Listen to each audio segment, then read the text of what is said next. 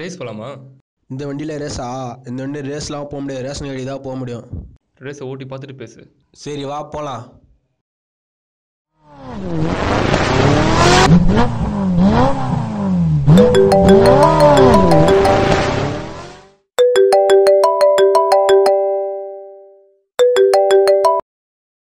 Hello, யார் அது?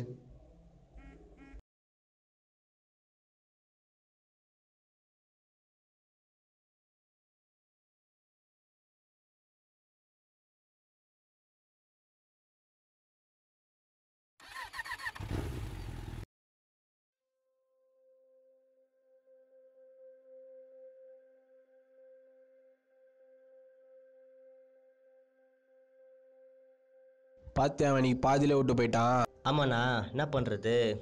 இதோ வராரு பாருண்ணா, நீ பாதியிலே விட்டு போனவர்.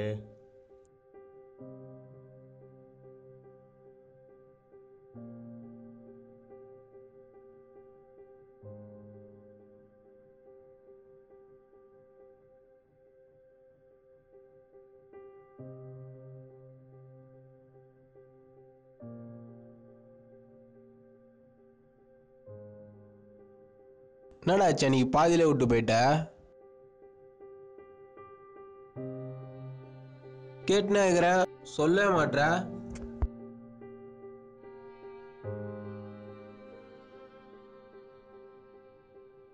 தாத்தா செத்துட்டாருடா.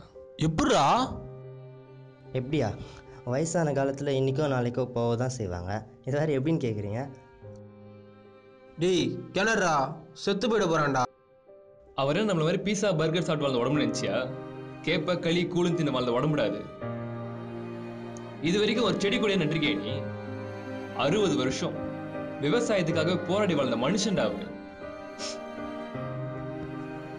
டெல்லிக்கு போராட போன இடத்துல செத்துட்டாரு. 60 வருஷம் விவசாயத்துக்காக வாழ்ந்தாரு. இப்போ விவசாயத்துக்காக போராடி செத்துட்டாரு. அவர் யாருக்காக போராட போனாரு? உனக்காக, இவனுக்காக, எனக்காக, ஏன் அடுத்த தலைமுறைக்காக போராட போனார். அவர் இருந்திருந்தா ஒரு 20 வருஷம் இருந்திருப்பாரா? அடுத்த 20 வருஷத்துக்கு சாப்பாடு எல்லாம் கிடைச்சிருக்குமே நமக்கு. அவர் அதுக்கடுத்து 20 வருஷம் வாழ போறவங்களுக்காக போராட போனாரா? எந்த ஃபீல்டு எடுத்தாலும் அவன் செத்து மொத்தம் வாழ வைக்கணும்னு நினைக்க மாட்டான். ஆனா விவசாயத்துல மட்டும்தான் அவன் செத்தாவது மற்றவங்களுக்கு சோறு போட்டு வாழ வைக்கணும்னு நினைப்பான். டெய்லி நியூஸ் சேனல்லாம் பாக்குறீங்களா மச்சான்? என்னைக்காச்சும் ஒரு நாளாவது விவசாய போறதை பத்தி போட்டிருக்கானா? ஆமாண்ணா, அப்படியே கவர் பண்ணாலும் மற்ற நியூஸை கவர் பண்ணுற மாதிரி இந்த நியூஸும் ஒன்றும் கவர் பண்ணுறது இல்லையே. 70 நாள் அப்போலோ வாசலில் இந்த நியூஸ் கலெக்ட் பண்ண டைம் இருக்கு. ரொம்ப நாளா நடக்கிற விவசாய போறதை பத்தி நியூஸ்ல எவனுக்கும் டைம் இல்லை. விவசாயம் அவ்வளவு கேவலமா போச்சாடா. மரமே சாஞ்சி போச்சு. இங்க 2 கும்பல் 2 இலைக்காக சண்டை போட்டுட்டு இருக்கு. இதெல்லாம் ஒரு நாள் ஃபுல்லா நியூஸ் போட டைம் இருக்கு. ஆனா விவசாயி போறதை மட்டும் நியூஸ் போட டைமே இல்லையா உங்களுக்கு? ஏமா செடி பண்றாங்க? ஆமா மச்சான், காசு தரவங்கள பத்தி மட்டும்தான் போடுவாங்க. ஆமா மச்சான், காசு தரவனை பத்தி மட்டும் தான் போடுவானுங்க. நம்ம டெய்லி உயிர் வாழ்த்துக்கு சாப்பாடு போற விவசாயியை பத்தி எவனும் போட மாட்டான். ஏன்?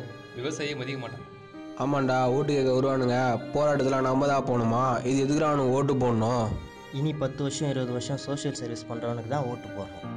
வேற எவன் வந்தாலும் கேட்டுக்கு வெளில தான். மாமி, காசு கோசு ஓட்டு போடுறாங்களே, அவங்கள என்னடா பண்றது? காசு வாங்குற மக்கள் இருக்கிறதுனால தான் மச்சான் நம்ம நாட்டு கலையில அழிஞ்சு போகுது. முதல்ல தண்ணி தர மாட்டேன்னானுங்க, அப்புறம் நம்ம நாட்டு மாடு அழியணும்னு நினைச்சாங்க, இப்போ சாப்பிட்ற சாப்பாடு மேலே கை வைக்கிறாங்க. விடக்கூடாது மச்சான். என்னைக்கு ஒரு விவசாயி உழவுறதுக்கு பதில் டிராக்டரும் இயற்கை உரானதுக்கு பதில் ரசாயனமும் உபயோகப்படுத்த ஆரம்பிச்சாரோ அன்னைக்கே 10 பேர் செத்து போயிட்டாங்க. இப்ப போறதெல்லாம் மீதி தான். எங்க தாத்தா விட்டு போனது நான் போய் கண்டினியூ பண்ண போறேன். விவசாயமா? இல்லடா, இப்ப வீட்டு போன ப்ரொடக்ஷன் போயிட்டு கண்டினியூ பண்ண போறேன். கிளம்புறேன். போயிட்டு எப்போனா வருவீங்க?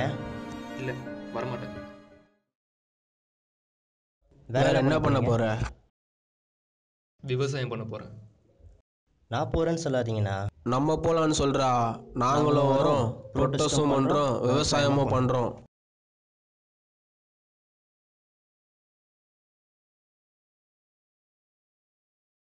ஆயிரம் இளைஞர்கள் துணிந்து விட்டால் ஆயுதம் எதுவும் தேவையில்லை.